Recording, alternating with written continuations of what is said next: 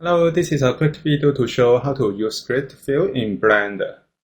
In this tutorial, I will use grid fill to fill a circle with quad face. Now we can go to Add, Merge, and add a cylinder, close up the view, and then we can go to the Add Cylinder panel, and then we can go to Cat Fill Type. We can just fill nothing. And then we can make sure that we select the cylinder and go to Add Mode. And we can choose the edge selection. And then I use Alt and left mouse button click to make edge selection around the circle. And then go to Face, and we can use grid fill. So we can see that the circle is filled with quad face. And then we can go to the grid fill setting. We can change the setting. Something like this.